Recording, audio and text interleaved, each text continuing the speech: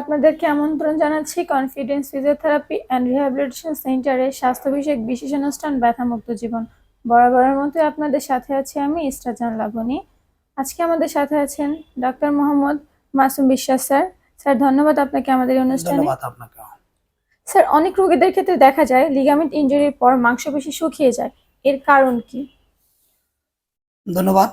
Ligament ইনজুরির পরে মাংসপেশি শুকিয়ে যাওয়া এটা অনেক লেটে হয়, অর্থাৎ আমরা যত লিগামেন্ট ইনজুরি পাই সাথে সাথে কারো মাংসপেশি আসলে শুকিয়ে যায় না।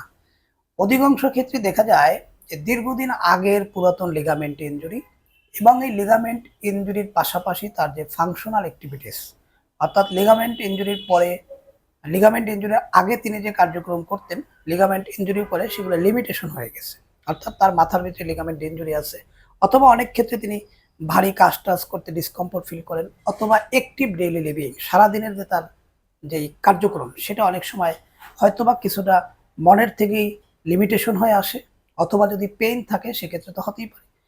এরকমের কারণে আস্তে আস্তে মাংসপেশিটা শুকিয়ে যায়। যখনই তার ফাংশন না থাকে তখন মাসেলগুলো ওয়েস্টিং হয়। এটা স্বাভাবিক, তো কমন একটা সিমটম। এবং লিগামেন্ট ইনজুরি যাদের অনেক ক্রনিক লিগামেন্ট ইনজুরি, অধিকাংশ লিগামেন্ট ইনজুরির ক্ষেত্রেই আমরা এই জাতীয় সমস্যা পেয়ে থাকি। স্যার, আপনারা এই মাসেল কিভাবে শক্তিশালী করবেন? লিগামেন্ট ইনজুরির পূর্ব শর্তই হচ্ছে মাসেলকে শক্তিশালী করা। ভেরি গুড, খুব ভালো কোশ্চেন করেছেন। যাদের বিশেষ করে পার্শিয়াল লিগামেন্ট ইনজুরি, যাদের লিগামেন্ট পুরোপুরি ছিঁড়ে যায়নি, যাদের লিগামেন্ট ইনজুরি হয়েছে এবং কমপ্লিট রাপচার হয়েছে কিংবা একাধিক লিগামেন্টও রাপচার হতে পারে, তাদের ক্ষেত্রে একটু ডিফিকাল্ট সিদ্ধান্ত নিতে হয়, অনেক ক্ষেত্রে অপারেশনের প্রয়োজন হতে পারে। তবে যাদের পার্শিয়াল ইনজুরি কিংবা গ্রেড 1, গ্রেড 2 এই জাতীয় ক্ষেত্রে অধিকাংশ ক্ষেত্রেই এই জাতীয় লিগামেন্ট ইনজুরির চিকিৎসাই হচ্ছে মাসেল পাওয়ারটাকে বাড়ানো। অর্থাৎ ধরেন আমার যদি ডান পায়ে যদি লিগামেন্ট ইনজুরি হয়, সেক্ষেত্রে আমার প্রথম টার্গেট থাকবে এই মাসেলটাকে স্ট্রেংথেনিং করা।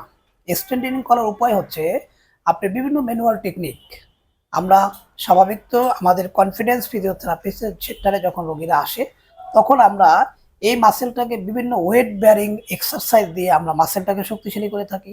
অনেক সময় শুধু ওয়েট বেয়ারিং না, অনেক সময় দেখা যায় স্ট্রেংথেনিং এর পাশাপাশি বেশ কিছু পেসিভ মোবিলাইজিং এক্সারসাইজ করি, যেটা রোগীকে শক্তি প্রয়োগ করতে হয়। এই জাতীয় এক্সারসাইজ করার ফলে আমাদের শুধুমাত্র যে হাঁটুর উপরে মাংসপেশি তা কিন্তু নয়, অনেক সময় কাপ মাসেল, নিচের যে কাপ মাসেল আছে সেটাও শুকিয়ে যায়, এবং এই থাইয়ের পিছনের দিকে আছে হ্যামস্ট্রিং মাসেল, সেটাও শুকিয়ে যায়।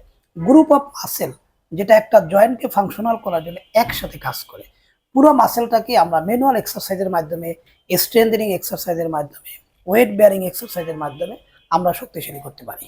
স্যার ধন্যবাদ। স্যার, এখন যদি চিকিৎসা পদ্ধতি সম্পর্কে আমাদের দর্শকের উদ্দেশ্যে কিছু বলেন। চিকিৎসা পদ্ধতি হচ্ছে আমরা চিকিৎসাটাকে আমরা সর্বপ্রথম দেখি তার কোন লিগামেন্ট ইনজুরি হলো সেটাকে আইডেন্টিটি করা, এবং লিগামেন্টটা কোন গ্রেডে আছে সেটাকে আইডেন্টিটি করা। তারপর আমাদের ট্রিটমেন্ট প্ল্যান তৈরি করা। ট্রিটমেন্ট প্ল্যানের ভিতরে বেশ কিছু মেডিকেশন থাকতে পারে, যদি তার পেইন থাকে সেটা কমানো দরকার, যদি সোয়েলিং থাকে সেটা কমানো দরকার। অর্থাৎ সোয়েলিং মানে হচ্ছে যদি পানি জমে সেটাকে কালেকশন হয়, সেটাকে রিডিউস করার জন্য মেডিকেশনের প্রয়োজন হতে পারে।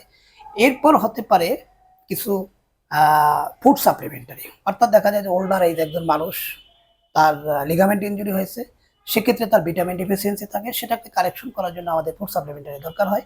এরপর যারা ইয়াং এজ তাদের ক্ষেত্রে ফুড সাপ্লিমেন্টারি প্রয়োজন হতে পারে, এবং পাশাপাশি একটু আগে যেটা আপনারা বললেন যে কোনো মাসেল ওয়েস্টিং আছে কিনা সেটা আমরা দেখি।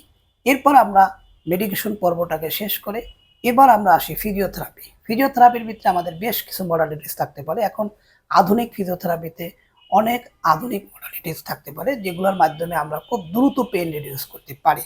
এর ভিতরে শর্ট ওয়েভ ডায়াথার্মি হতে পারে, মাইক্রোওয়েভ হতে পারে, সবচেয়ে বেস্ট হচ্ছে লেজার থেরাপি, যেটা হচ্ছে যে কোনো ইনজুরির জায়গাটাকে হিলিং করার জন্য খুব বেশি কার্যকরী ভূমিকা রাখে। এগুলো করে আমরা পেইনটাকে রিমুভ করতে পারি এবং হিলিং প্রক্রিয়াকে আরও ত্বরান্বিত করতে পারি। এরপর রোগীদের ক্ষেত্রে বেশ কিছু করণীয় থাকে। ধরেন কিছু হোম অ্যাডভাইস আমরা রোগীদেরকে বলে থাকি, বেশ কিছু এক্সারসাইজ আমরা দেখাই দেই, যে এক্সারসাইজগুলো দিনে 2 টাইমস রেগুলারলি আমরা বাসায় করতে পারি। এগুলো যদি রোগী এবং ডক্টর সমন্বয় করে যদি চিকিৎসাটা করা যায় তাহলে একজন রোগী 100% সুস্থ হতে পারে ইনশাআল্লাহ। স্যার ধন্যবাদ আপনাকে আমাদের দর্শকের উদ্দেশ্যে মূল্যবান বক্তব্য দেওয়ার জন্য। আপনাকেও ধন্যবাদ। দর্শক, আমরা অনুষ্ঠানের একেবারে শেষ পর্যায়ে চলে এসেছি। পরবর্তী অনুষ্ঠান দেখার আমন্ত্রণ জানিয়ে আজকের মতো এখানে বিদায় নিচ্ছি।